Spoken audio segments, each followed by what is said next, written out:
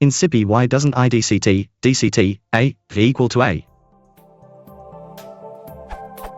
I am trying to implement JPEG compression using Python. When I tried to apply the DCT, quantization, Idct process for a TIFF image, I found something strange for scipy.ffmpeg.dct via DCT. Since there is only one DDCT via DCT within Scipy package, I was doing this for a 2D DCT.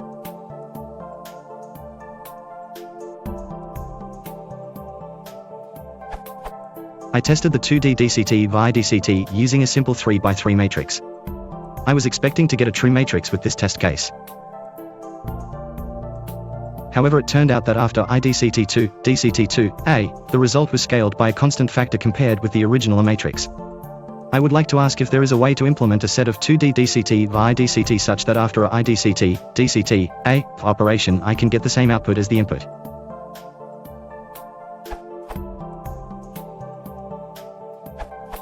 You need to set scaling to ortho for both DCT2 and IT2.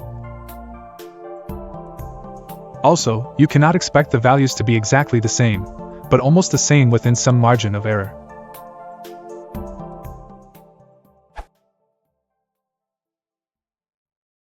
For soldering, click the